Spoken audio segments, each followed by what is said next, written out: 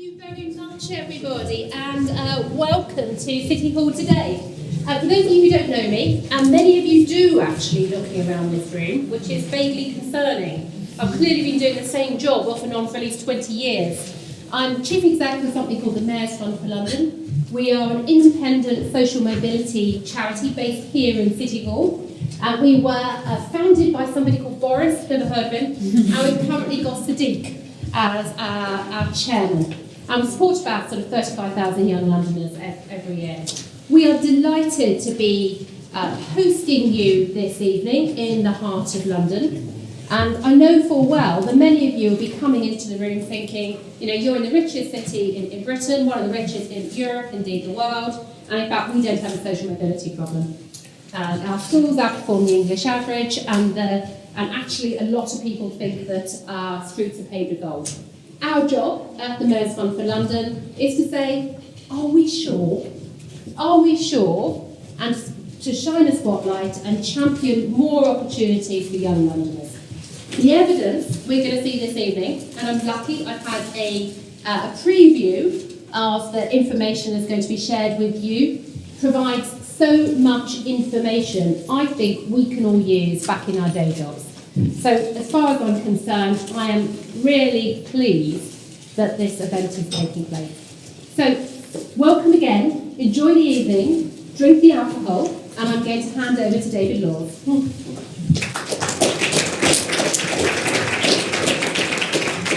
Thank you, Kirsty. I would like to add a welcome to my welcome to all of you for the Education Policy Institute's third annual lecture.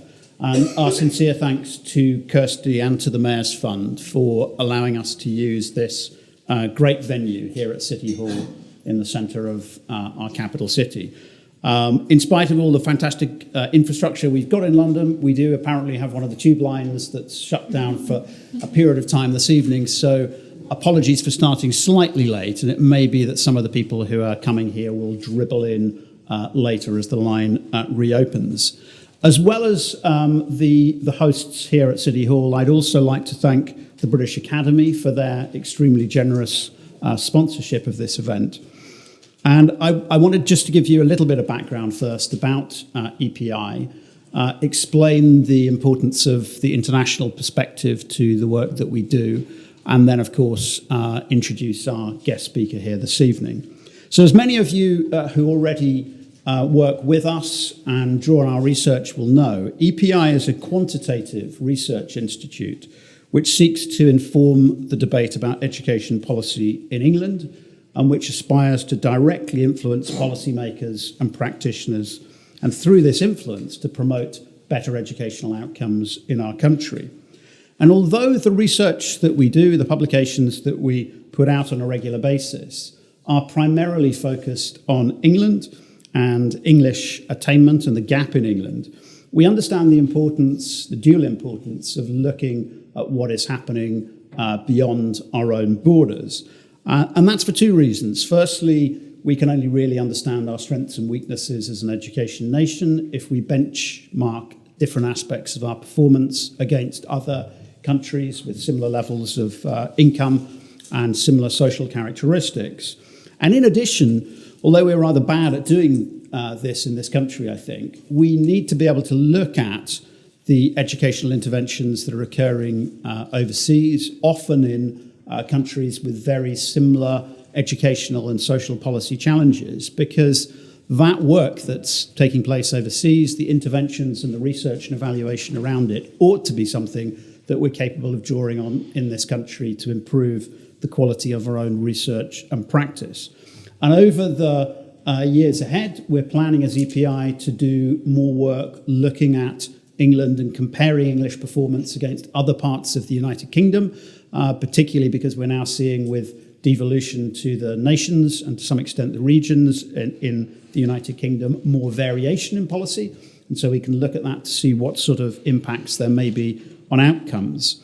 And in addition, we want to do more to strengthen our links with researchers and research organisations outside the United Kingdom. So it's absolutely no accident that in our last annual lecture and in this annual lecture, we've chosen to invite our guest speaker from abroad. And this year, our annual lecture is being given by a leading education and social policy researcher from the United States of America, Professor Kirabo Jackson, who many of you will know of already through his research, and who is the Abraham Harris Professor of Human Development and Social Policy at Northwestern University in Illinois. And Kirabo has a very impressive CV, as you'd expect for somebody in his position at a pretty young age. And that CV includes Yale, Harvard, Cornell, Princeton, as well as Northwestern, as places where he's both studied himself and taught. Less well known, which we discovered earlier today, is that the real secret of his success is not these fly-by-night US institutions, but the fact that in the 1990s, late 1990s, he got his real educational grounding in the sixth form in this country at Sevenoaks School, not a million miles from here. So, Kirabo, we're claiming completely as the success of the English education system, you and the work that you're doing. And good education research isn't just about the quality of the research and the research output. It's also, in our minds, about picking the subjects that really matter and then effectively communicating the results so that people actually hear about them and they don't just disappear into the university library and nobody ever reads them again. And those are two other reasons why we approached this particular guest speaker for the lecture this year.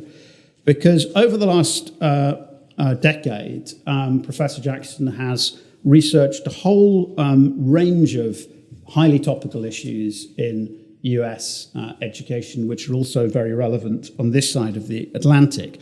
And those include, but this is not even an entire list, what is the impact of changes in school spending on attainment? Does investing in early years education pay dividends or not? How can you measure the quality of teaching in our school system? How much impact do individual schools have on attainment? What are the effects of single-sex education? And how does education affect important non-test outcomes, which is something that I think there's increasing interest in our own country. And Kirabo is now in the middle of a fascinating project which is looking at how schools and teachers influence socio-emotional learning and how this in turn impacts future outcomes, not just in terms of attainment, but employment and other outcomes. And these are all questions and issues which matter hugely, and as I say, which are as much interest on this side of the Atlantic as they are in the United States of America. As I was saying to somebody earlier on, when I was a schools minister in this country, I confess that I regarded long-distance travel as being required occasionally to leave London and travel to Birmingham. And therefore, you can imagine how impressed I am that Kirabo has come not just from another part of the United Kingdom, but flown essentially all the way from Illinois and from Chicago to be with us just for this lecture, and has tacked on a couple of meetings with people, but has come all this way to talk about his research. So Kirabo, we are incredibly grateful to you for doing this, and we really look forward to your lecture. Thank you very much.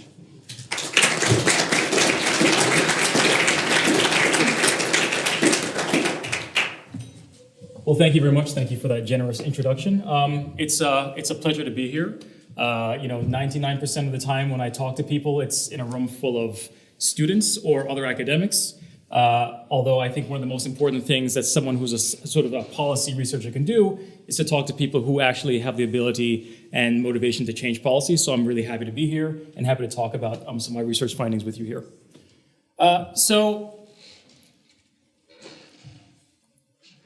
The title of the talk is Education for Long-Run Success.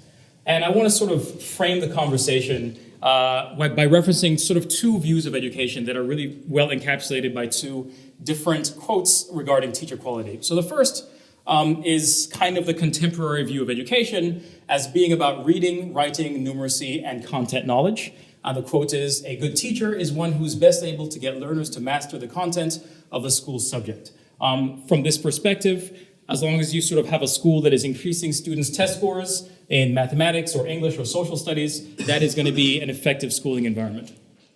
But I think if you look back historically, the rationale for taxing individuals in the population and then spending it on public schools was not really to make sure they had very good test scores, it was a much more broad rationale. So the second quote here is that a good teacher is one who thinks properly in terms of the preparation of young people for life.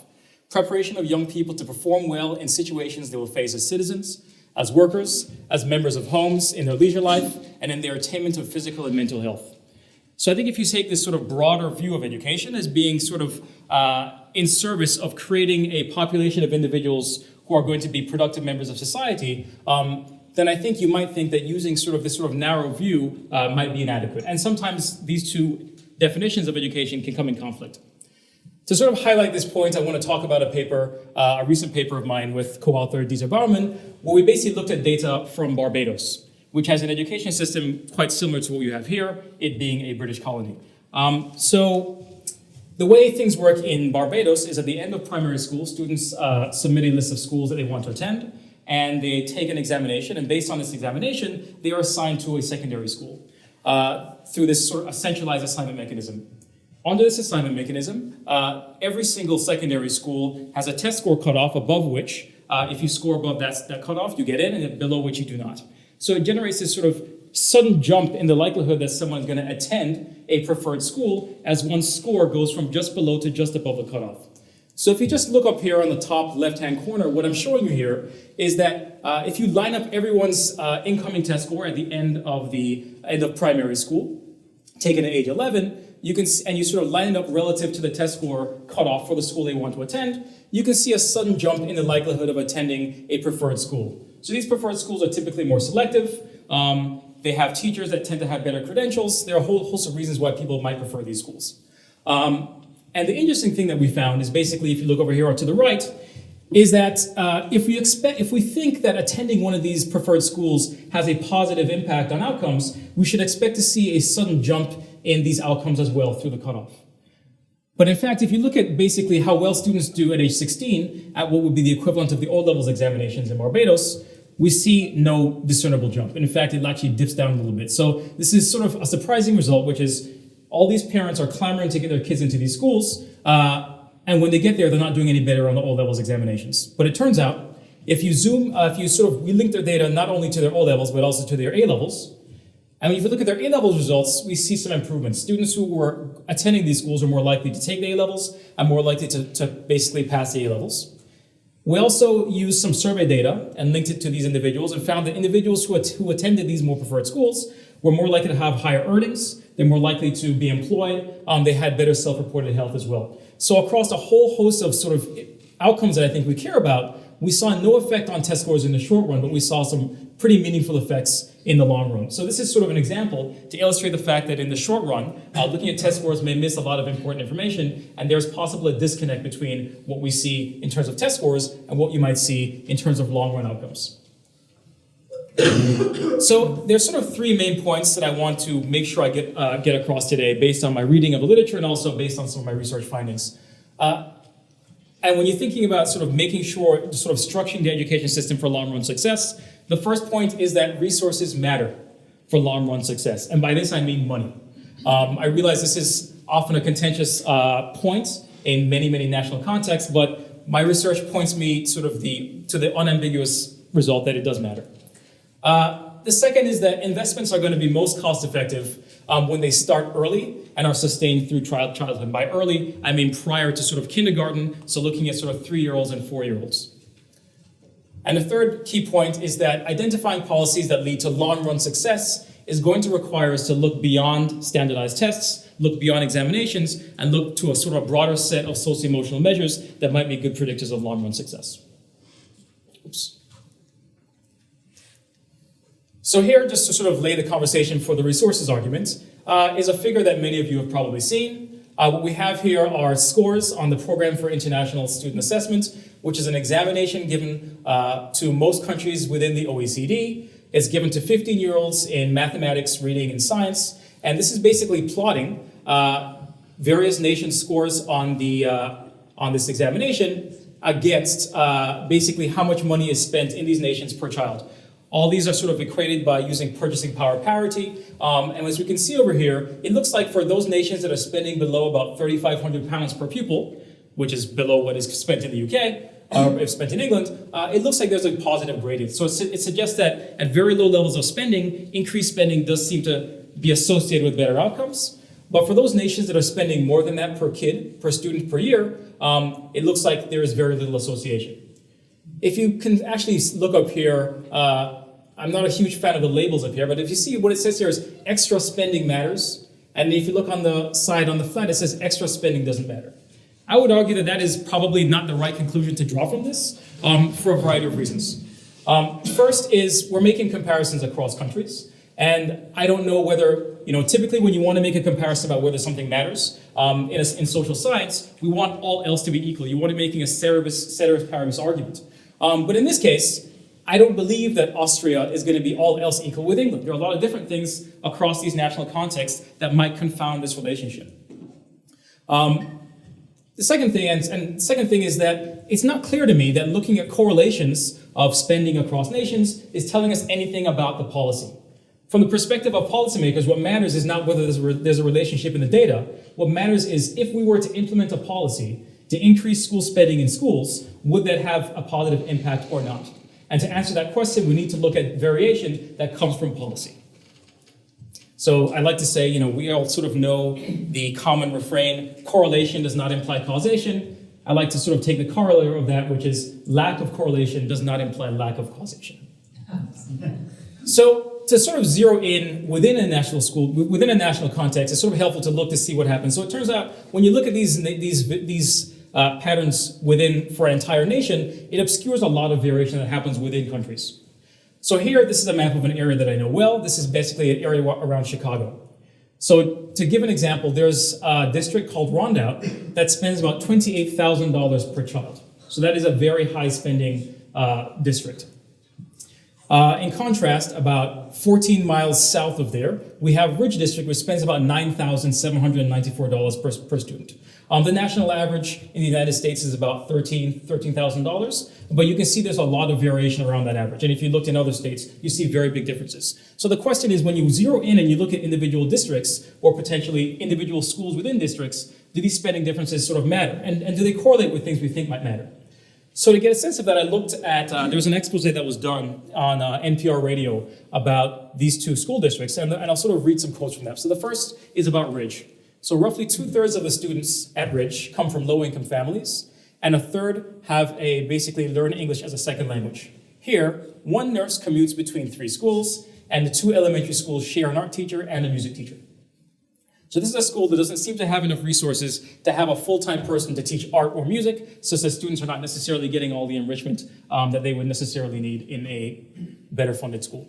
By contrast, if you look at Rondout School District, class sizes are small, and every student has an individualized learning plan. That basically means every student has a plan where they meet with a coach who sort of tells them how they should progress over time. Their progress is sort of monitored on an individual basis. Nearly all teachers have a decade of experience and earn on average more than $90,000. Kids have at least 1 daily break for mindful movements, and lunch is cooked on site, including a daily vegetarian option. When I first read this description, my child had not yet gone to elementary school, and I didn't appreciate how amazing this sounds until I actually saw what a public school looks like, in the context of looking for it for my own child, and this sounds amazing. So the question is, when we see these differences in what the schools look like that correlate very strongly with how much money they have, does it really matter? And the question is, would providing more money to Ridge matter for the long-term outcomes? So I think for the ideal research setting, what we'd like to do is we want to have some kind of random assignment of increased school spending across schools. So in principle, we want to have random timing and random locations. So, what you could do is you can say, well, let's take a particular school or a local education area, LEA. In principle, if you just randomly increase school spending in a particular year, say in the year 2000, you can say, well, let's look at the outcomes for all the children who attended that school after the year 2000 and compare that to the outcomes of children who attended that same school prior to 2000. Let's make comparisons among kids who come from the same neighborhoods, who attend the same schools, but under different regimes when spending was higher versus spending was lower. Now, because we don't really think test scores are necessarily the overall thing that we care about, you can track these kids over time, ideally, and look at their earnings. You can see, do we see that individuals who are exposed to higher spending have higher earnings than individuals who went to the same schools but when spending was lower? Now, of course, no one has gone out and run this actual experiment, but there are some policies that we were able to identify that sort of approximate this randomness. So in some work with Rucker Johnson and Claudia Persico, we basically use the fact that in the United States, prior to about 1970, most schools were funded largely by local property taxes. So local property taxes are basically divvied up within the district area. Districts are relatively small areas. They could be anywhere from, say, like a mile, like 2 miles in radius to sort of 10 miles. They vary in size. And a school district basically would have a local school or a few local schools that serve the population within some catchment area. The taxes that are raised to fund those schools were largely based on property taxes. So if you have residential segregation by income, which is something that does happen in the United States, you have some areas that were very well funded because the housing stock was very expensive, and other areas that were not very well funded because the housing stock was relatively inexpensive. So after 1970, there was a whole wave of school finance reforms across numerous states that basically said that states had to change the way schools were funded to become more equal. So as a result, across, I think, 23 states over time, basically have had these sort of school finance reforms. And what would happen is school districts that had high shares of low-income students or had low levels of spending prior to the reforms got an extra infusion of cash raised typically by state taxes, consumption taxes, essentially. So what we do is we sort of identify those school districts based on the characteristics that we could observe prior to the reforms, that we could be pretty sure we're going to experience a large infusion of additional money. And as I said, those would be districts that basically spent very little and had high shares of low-income students. And then we can sort of say that those are districts that basically, when they passed the reform, suddenly had increases in school spending. Then we're going to basically test whether exposed cohorts, and that would be the cohorts of individuals who were of school-going age during the spending increase or after the spending increase, if those exposed cohorts have better outcomes relative to unexposed cohorts who came from the same schools, who attended the same schools in the same districts. And these unexposed cohorts would be individuals who would have been, say, 18 years old or 19 years old or 20 years old when these school reforms were in place. They would have been just old enough to possibly not be in school anymore.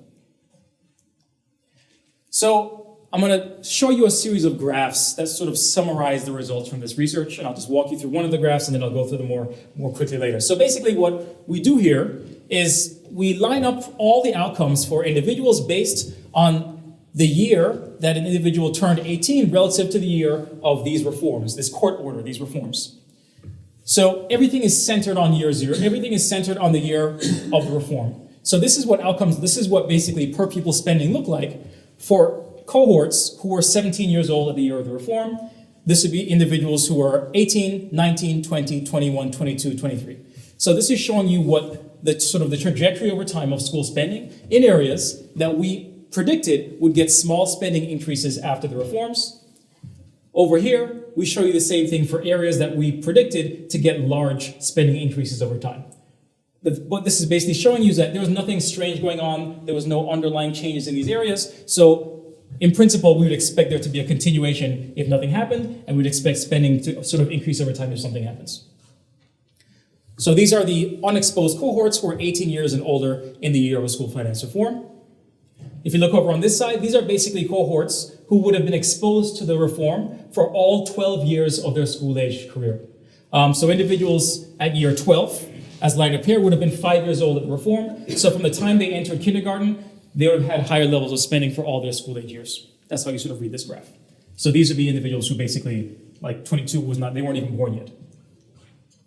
So this is what school spending looked like in those areas that we anticipated, that we sort of predicted would get small increases in spending.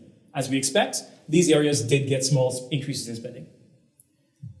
Over here, on the right, we see basically what happened in areas that we predicted would get large increases in spending. As you can see, for those cohorts that were 5 years old or younger, they spent on average they were exposed to about 20% higher levels of spending relative to cohorts that were 17 years old at the time of the reforms. So these are pretty sizable differences in spending. So we argue that if this policy that led to increases in school spending had some positive impact on outcomes, we should see outcomes that improve, have much more pronounced improvements for these cohorts that are exposed to larger increases and perhaps no effect or very muted effects for those cohorts that were exposed to small spending increases. So I'll show you first what it looks like for years of education. So again, years of education, things look very similar for the cohorts that were basically 17 or older in both areas. If you look at the years of education, years of completed education, across cohorts in those areas that had small spending increases, things don't change very much. In comparison, when you look at areas that saw larger spending increases, we see things start to improve, and they're pretty large and pronounced for those cohorts that were basically 5 years old or younger at the time of the school finance reforms. And again, these are all comparisons of individuals who are from exactly the same school districts, but happen to graduate or happen to enroll in school at different points in time. We've also done this analysis by comparing siblings who were at the same schools before and after as well. So if you sort of put these numbers into a regression to get sort of a top line number, basically we document that a 10% increase in school spending across all 12 years of their schooling, so that's basically having 10% higher school spending for the entirety of one's K through 12 years, leads to an additional 0.31 years of education on average. And the effect is even larger for families from low-income families. For children who come from low-income families, this 10% increase across their school age years increases years of education by about half a year. So it's a pretty sizable effect. If we look at adult wages, we see a very similar pattern. Nothing's really going on before. It looks like nothing's really going on after in those areas that have small spending increases. In contrast, areas that saw spending increases, we see the wage start to go up. If we use these relationships to sort of figure out how spending increases wages, we basically find that on average, a 10% increase in school spending is associated with a 7.7% increase in the wages these individuals earn as adults. The effect is even larger for individuals from low-income families. For these individuals, the increase is about 9.6%. So this is a pretty big rate of return. And in fact, if you were to take these numbers and calculate whether you're better off taking this money and spending it on these low-income kids versus putting it in, the stock market, these kids are a better bang for your buck, it turns out. So this is looking at adult poverty. This is sort of trying to get at the question of, among individuals who are poor as youth, if they're exposed to better resource schools, are they less likely to be poor as adults? We do see a little bit of evidence that maybe even in the low spending areas there's a reduction in poverty, but it's bouncing around quite a bit. If you look at those areas that saw large increases in spending, again, we see a pretty dramatic drop in the likelihood of being poor as an adult. And to summarize this, basically a 10% increase in school spending led to a 2.6 percentage point decrease in the likelihood of being poor as an adult. And for individuals from low-income families, this decrease was about 6.2%. Now, in our sample period, I think maybe about 15, the poverty rate at that time was maybe about 10 to 12%. So this corresponds to like a reduction in adult poverty by about half for individuals who are poor as youth. So how are these spending effects sort of leading to improved outcomes? And it turns out we cannot identify individual components of spending to sort of say what part of spending led to the improvements versus not. But what we can do is tell you what these schools did with the money using very coarse measures of outcomes. So basically what we find is these districts that spent more money, they spent much more on instructional spending. This typically makes up about 2/3 of a district's budget. This is true in most nations. They spend more spending on support staff. So you can imagine that school that didn't have a nurse, that would be an example of that. You actually hire a full-time nurse, you hire a guidance counselor to help students understand how to navigate the college application process. They had smaller classes. There's a large literature documenting that smaller classes improves outcome. In my particular city in Chicago, there are schools that have 35 students in them. That's a really large class by most standards. These schools are spending money to reduce class sizes. They're paying higher teacher salaries, potentially as a way to attract individuals who otherwise would not have gone into teaching to enter the teaching profession and teach in these schools. And they had longer school years and basically more contact time with students. So they're spending money on things that are pretty boring sounding. They're just spending money on the things that schools do. And when you think about the fact that you have a lot of disparities, at least in the United States context, there are many schools that don't have enough money to just go through the standard functioning of the school. It makes perfect sense that when you give these schools that are strapped for cash more money, they spend it on the things you would typically spend them on. So the second point I wanted to make is that when you spend these resources, one of the more effective ways to do that is to start spending it early. So it's not just about spend more money. It's not a panacea. It doesn't solve all problems, but there are some ways we can spend it to basically get the largest benefit based on the dollars that we're spending or pounds that we're spending. So spending must sort of start early to be most effective. So we kind of know from long line of research that children born to less advantaged households and communities tend to experience lower levels of education, employment, earnings, health, and well-being as adults. And there's also good evidence out there that these differences tend to manifest relatively early in childhood, and they tend to grow as children age. So sort of looking at this, it makes sense that you might think, well, if you want to efficiently break the cycle of disadvantage, you have to start investing in skills early, and you should sustain those investments over time. So one of the ideas that we sort of set about to test in a follow-up paper was this idea of dynamic complementarity. So this is an idea that was sort of put forth by Jim Heckman, who won the Nobel Prize maybe about a decade ago. And the basic idea is that early investment is going to be a really, really, really effective way to spend your money, not only because that early investment in education improves skills, but because skills beget skills, such that you sort of increase the ability of individuals to take advantage of subsequent investments. So if we have this dynamic complementarity, we could say basically the effect of good pre-kindergarten, let's say the effect of that is A. Let's say the effect of a good primary and secondary school education is B. If we have dynamic complementarity, the combined effect is going to be greater than A plus B. And if that's true, that's going to be a very powerful rationale for taking money and actually making sure you spend it in those early years to make sure the kids have the foundation to benefit from the subsequent spending they're going to be exposed to. So we're going to test this with the data. So basically, in a follow-up paper with Rucker Johnson, we test this idea. So we study the interaction between pre-kindergarten and public K through 12 spending. So the pre-K program that we have in the United States is called Head Start. I think Early Start is the one that you have here. And we're going to look at basically whether the amount of money that we spend in the kindergarten through 12th grade system is more efficacious when preceded by Head Start. So we're going to basically do the same thing as before. We're going to track long-run outcomes, and we're going to use a staggered rollout of Head Start as an external policy shock. So again, we're trying not to just use correlations in the data. We're trying to use variation that comes from policy. We're going to see whether basically if the effect of one of these school finance reforms is larger in areas that already had a policy in place to roll out Head Start. We're not just comparing families that enrolled in Head Start to those who did not. So just like we did before, we're going to compare exposed cohorts to unexposed cohorts, and we're going to combine both policies to explore the effect of the combination of early and late public human capital investments. So just to give you a quick background on Head Start, Head Start was established in 1964 as part of Lyndon Johnson's War on Poverty.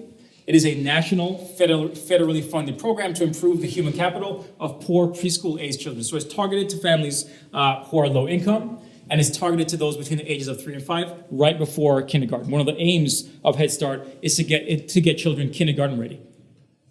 It included educational efforts for both parents and children to enhance nutrition in the home and also provide nutritional need meals for children. It had health and developmental screenings. So basically, kids would go in and be referred to a doctor if either the administrators or teachers found something was wrong with the child. But the key component of it was basically a curriculum to enhance literacy, numeracy, reasoning, and problem-solving skills, in addition to decision-making skills. I just want to highlight the fact that the Head Start curriculum is not just about numeracy skills and literacy skills. There is a very important sort of socio-emotional component to it as well.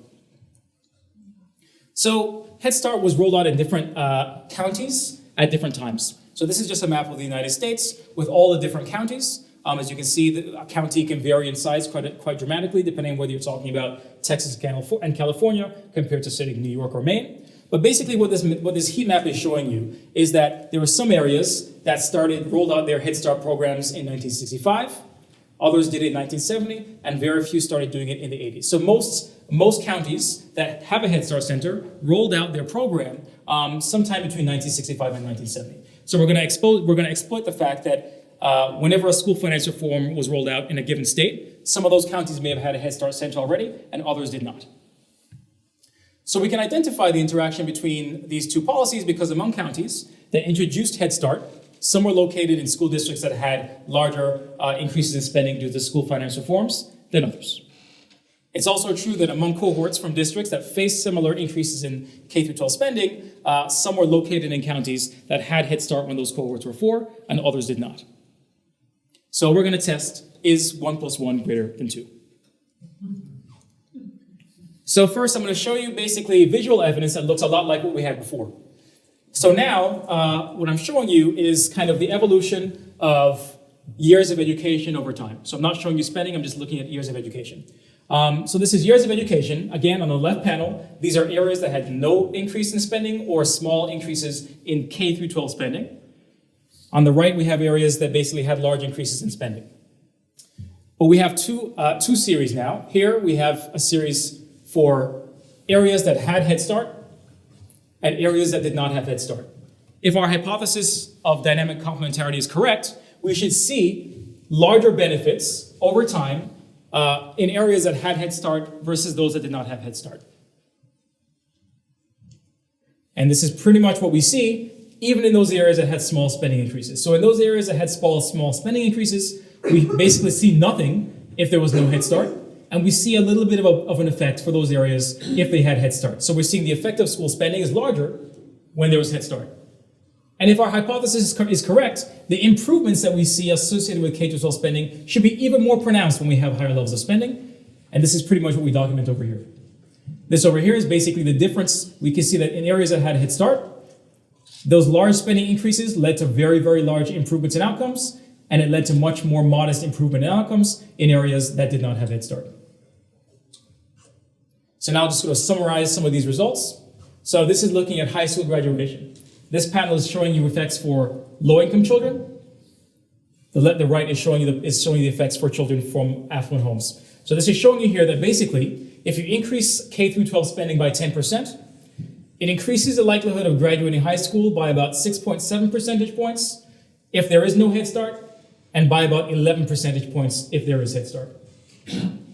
This is for low-income children only. If you look at higher-income children, we don't see any real difference if there's Head Start or not, and the effect is much smaller, as I sort of documented before.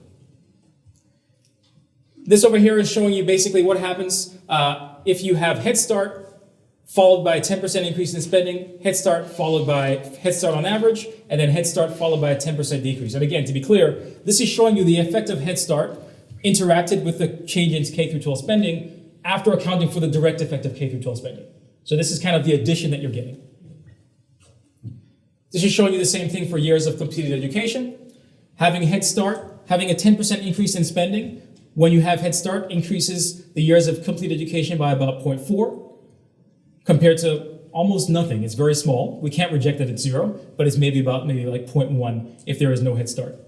For individuals who do not come from low-income homes, who should be unaffected by Head Start, we see no effect of Head Start, which is what you expect to see. If you look at the adult wage, having increasing spending by 10%, when there is Head Start, increases the adult wage for children from low-income families by 20%, compared to about 13% if there is no Head Start. And if we do like a formal statistical test of whether these two effects are different, they are different. We don't really see any gradient here for families from families from more affluent homes, but this is fine. But we do see that even children from non-poor families benefit from having access to K-12 spending, but they do not benefit from Head Start, which makes sense because they don't do Head Start. If you look at poverty as an adult, we see a similar thing. 10% increase in K-12 spending reduces adult poverty by about 8 percentage points when it's preceded by Head Start, and by about half that when it's not. And then if you look at incarceration, so we're looking at basically the likelihood of being incarcerated as an adult.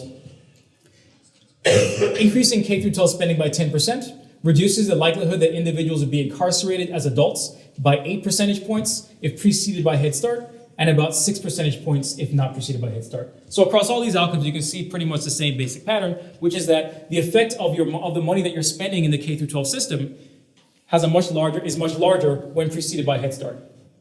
So if you want to structure your education system most effectively, you should start early and sustain those investments over time.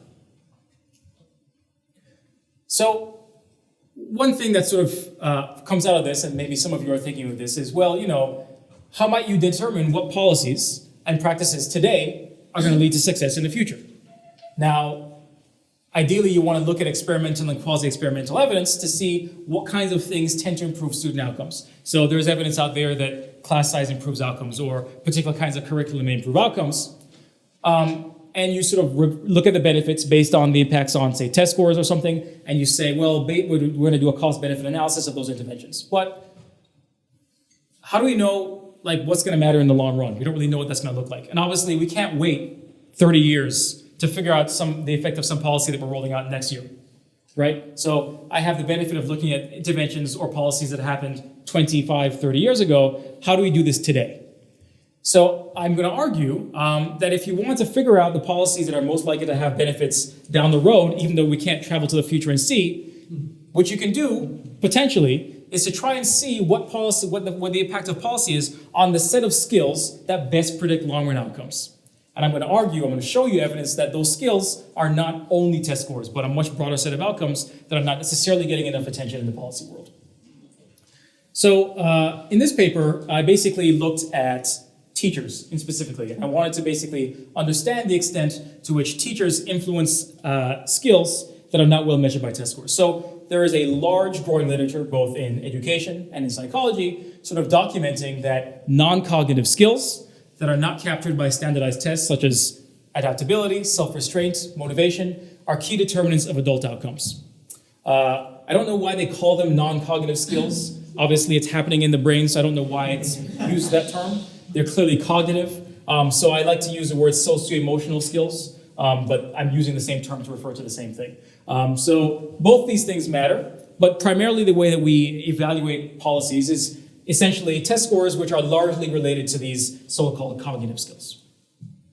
So this literature, I think, gives us reason to suspect that interventions may improve skills that go undetected by test scores, but they may be nonetheless really, really beneficial for long-run outcomes.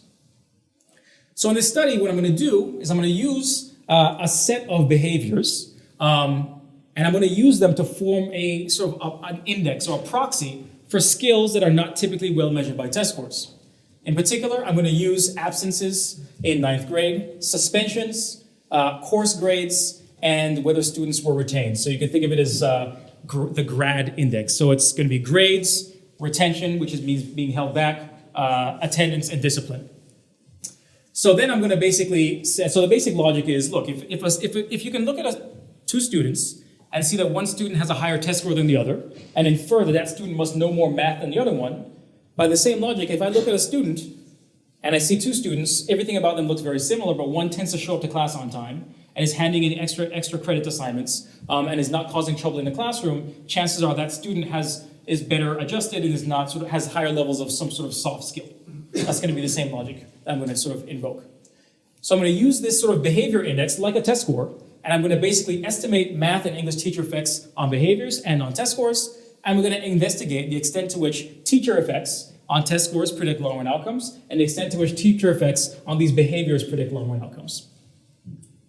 So I'm just going to go through very quickly the logic of value added. So the basic idea is you don't simply want to compare outcomes across teachers. You don't want to take a teacher and look at her average outcomes, because that's basically going to penalize any teachers who happen to get a set of students who are predisposed to having good outcomes or predisposed to having bad outcomes.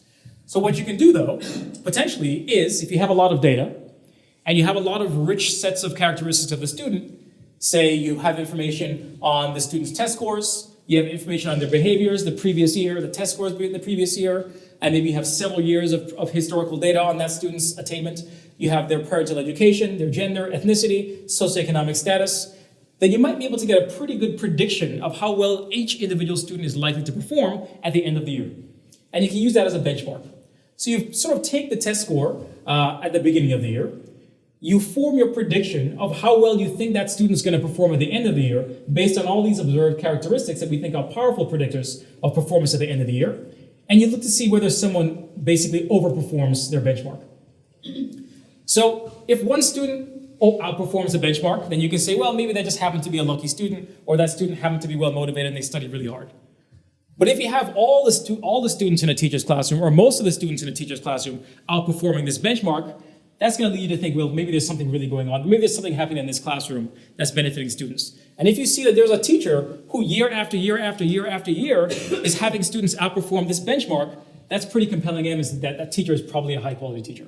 So we call this sort of the extent to which teachers outperform the benchmarks value added. So I'm going to identify or estimate value added on test scores, and I'm going to identify and estimate value added on these behaviors. So this is showing you, basically the punchline of this slide is that they're not very strongly correlated. So if you took test scores, value added on test scores, and value added on these behaviors, the correlation of those two things is about 0.3. So that's basically saying, so what this is showing you here is among the teachers in the bottom third of the behaviors effect, and teachers in the top third of the behaviors effect. So these are the best teachers in terms of improved behaviors. Sorry, these are the worst teachers in terms of improved behaviors. These are the best. This is showing you the range of values for effects on test scores. So you can see there's a lot of overlap. Many teachers basically are pretty average or good or bad in all these three groups. This is telling you basically that knowing a teacher's effect on behaviors doesn't give you much information about her effect on test scores and vice versa. So they're not very strongly related to each other, but it turns out that teacher effects on behaviors are a much stronger predictor of teacher effects on long-term outcomes, such as high school completion, than the teacher effect on test scores. So to quantify that, basically 93% of teachers in the top 10% with respect to graduation are also in the top 10% of the behavior value added. So basically the behaviors are very strong, teacher effect on behaviors are a very strong predictor of teacher effects on graduation. By comparison, only 20% of those high impact teachers on test scores are in the top 10%, only 20% of those high impact teachers are in the top 10% of the test score value added. So test scores, do predict high school graduation to some extent, but it's a much weaker predictor than behaviors. The same thing is true at the bottom end of the distribution. So basically, teachers who are at the very best, who are the very worst at improving high school completion, you can get a prediction of who those teachers are much better based on their impacts on behaviors than their impacts on test scores. We see similar effects for SAT taking, which is a measure of sort of college going, and also for SAT scores. Okay, so the takeaway here is that test scores miss a lot. Teacher effects on behaviors are strong predictors of their impacts on long-run outcomes. And I think that means we may want to measure teacher impacts on a whole set of outcomes.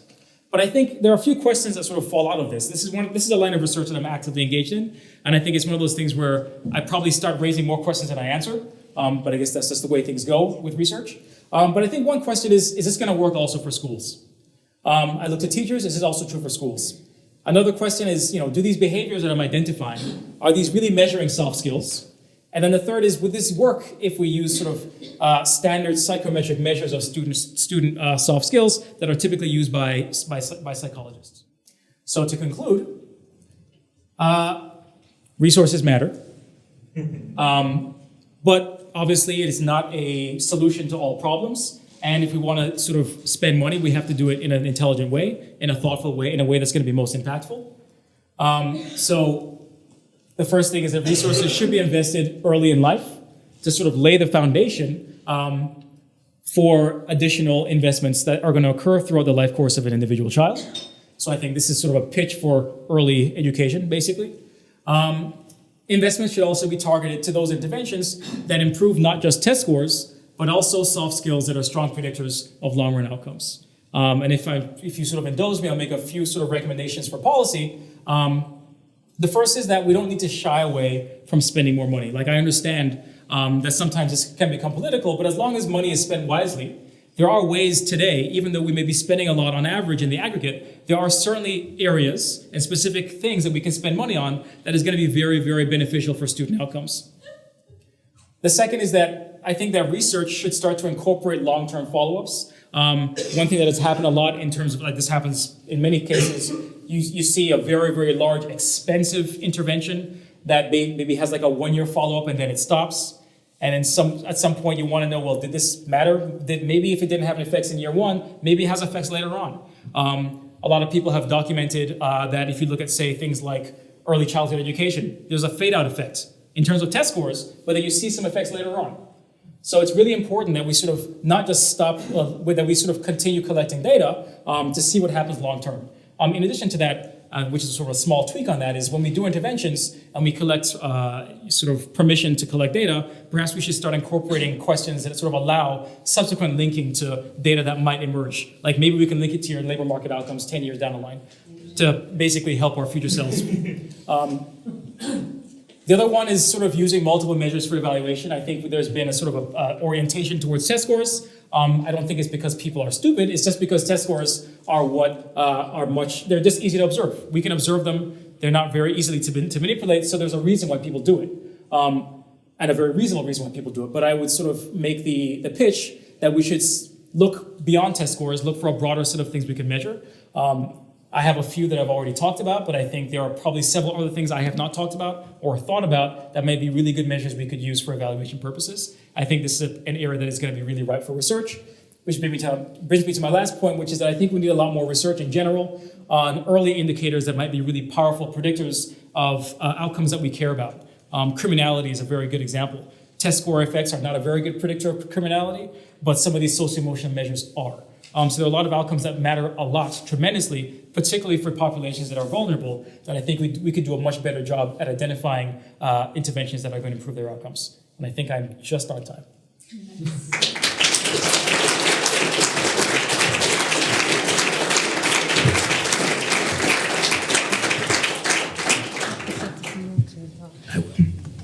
Kirabo, that was fantastic. It was so impressive, and I don't think David or I could have asked for a more timely or topical annual lecture. You definitely struck on some incredibly live debates and issues that we're facing as an education system, as policymakers, and as we gear up to a general election and different parties are putting forward their store. So things like the debate about mastery of knowledge versus readiness for life, the distribution of resources, both geographically and in terms of education phase, and whether we're measuring the right things and whether we need to be looking beyond test scores. And I was so excited. I was a bit upset I was sitting right at the front because I kept wanting to turn around and I could hear people getting excited at various points. And I kept turning around for their reaction. And there's a group in the second row here who are they're a particularly geeky lot there. So when you started talking about linking data, I could hear them cheering. But look, I'm not going to take up your time by asking you questions, but I am going to open it to the audience. We don't have a lot of time, so if you could keep your questions really brief, say who you are and your organisation, and we'll take two at a time, if that's okay. Great. Who would like to go first? I've got Kieran, and then anyone else? Let's start with Kieran, please, Amy. Thanks. Oh, thanks. It was a really great lecture. Thanks a lot. My question, sorry, I'm Kieran Gill from The Difference. I was interested in the schools that invested differently, or the teachers that seem to be investing differently in improving students' social emotional learning. And the answer might be that we don't have the research to answer this question, but I was interested in, did you manage to uncover any hypotheses for why they were doing that? And were there any incentives at play in those schools that made them invest more in social emotional learning? Yeah, that's the question. Yeah, so that's a great question, and you anticipated the answer, which is that I don't know. But I think it's an area that is ripe for research. So in fact, the research project I sort of hinted at the very end, using data from Chicago, one of the things that we're doing is we are going to be linking the data there to also just observation scores, so you can get a sense of what the teachers are doing in the classroom. So it doesn't necessarily explain why they're doing what they're doing, but it might explain exactly what they're doing to generate these different outcomes on these socio-emotional measures versus test scores. But I think that's something we really need to get a handle on. The other thing, which I think is really, really important, is the role of incentives. Right now, well, depending on the context, in some contexts there are very strong incentives to improve test scores, and in some contexts there are strong incentives, or perhaps weaker incentives to do so. And I think it would be one thing I really would like to explore is the extent to which the predictive power of these things changes once incentives are in place. So, researchers tend to say, oh, well, I got the data, I did this thing, and then you do the policy and maybe it doesn't look like what you expected to see, precisely because when you have the policy, you're changing the incentives under which the data were generated to begin with. Thank you.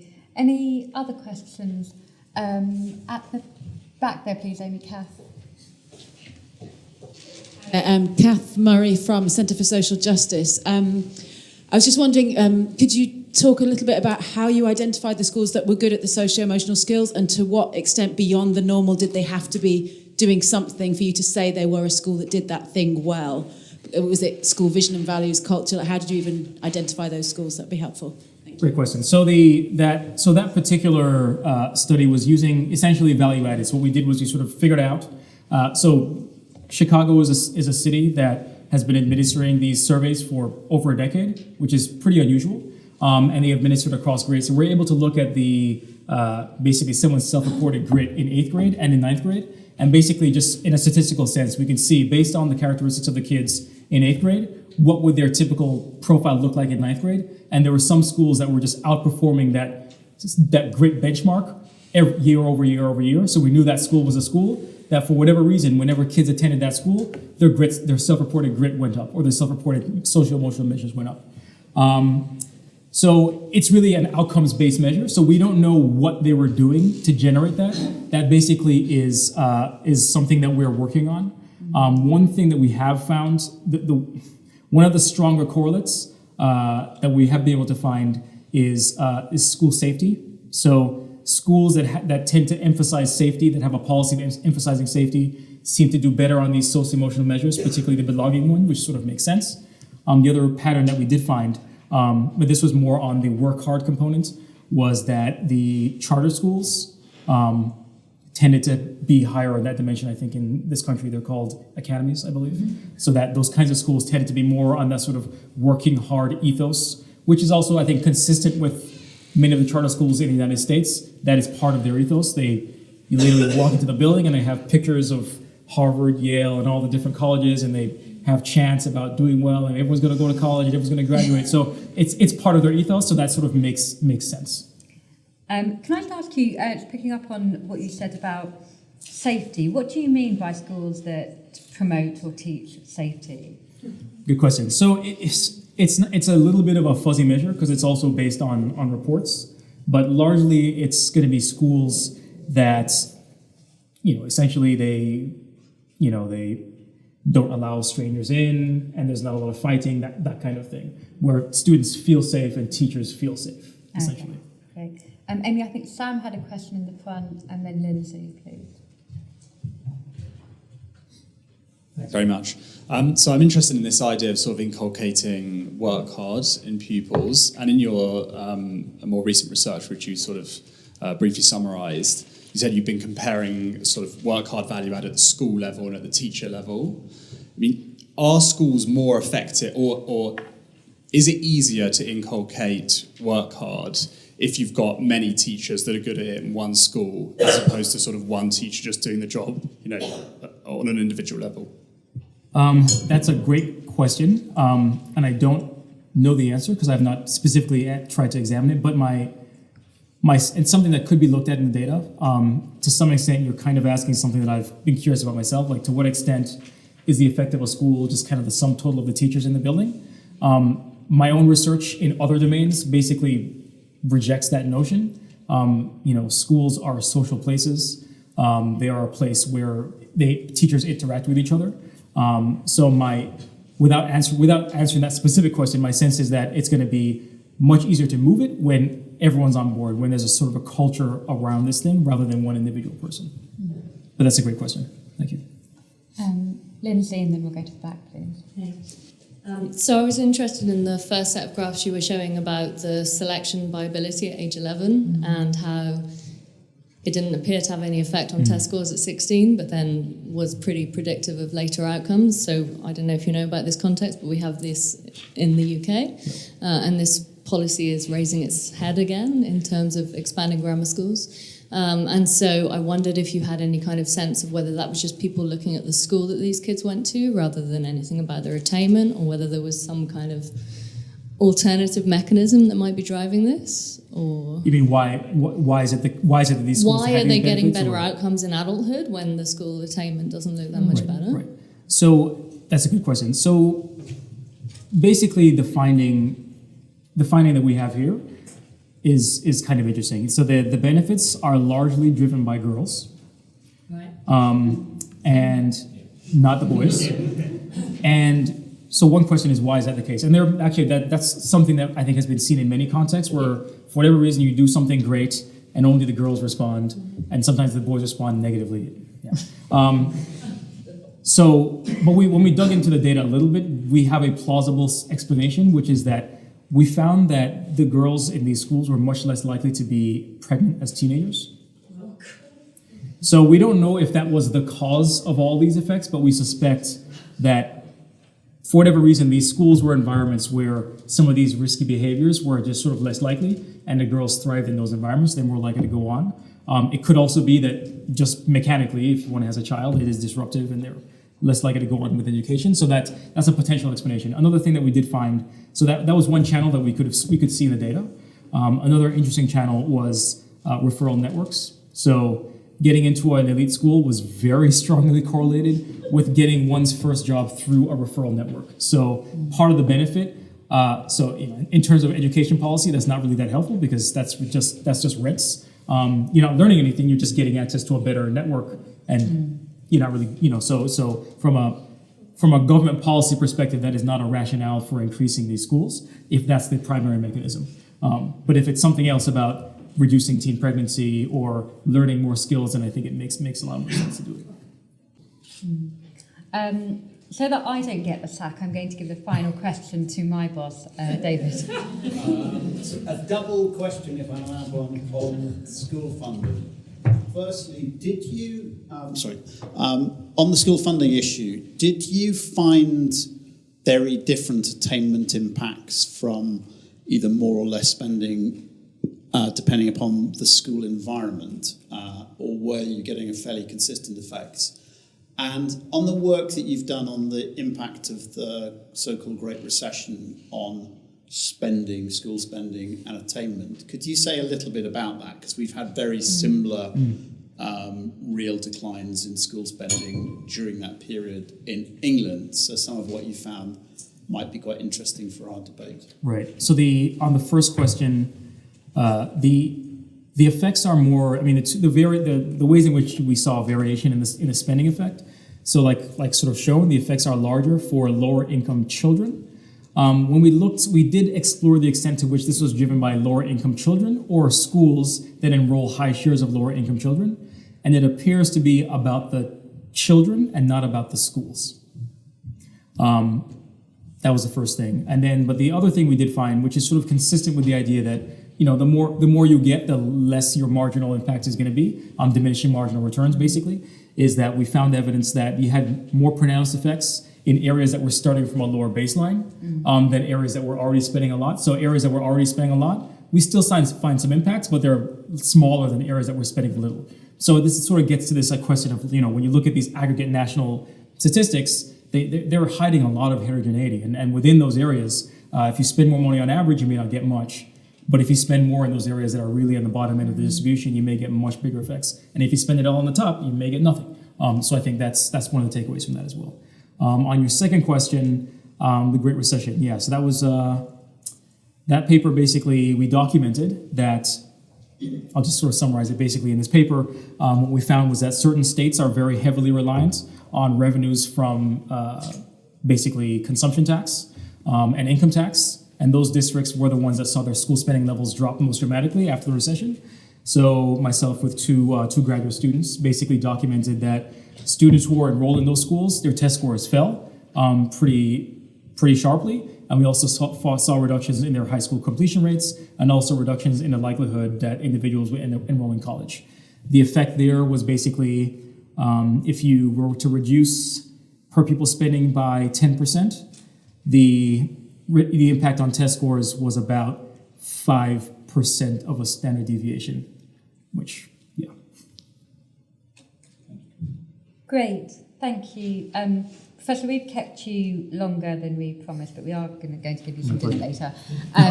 Thank you all for staying a little bit longer as well. There is still an opportunity to have some drinks, some nibbles and network in the area outside, so please do hang around if you can. Thank you again to our sponsors who have enabled us to be here today, the British Academy and the Mayor's Fund for London. And thank you again, all of you, for coming to support us. And particularly thanks to you, Professor Kirabo. Thank you. Thank you very much.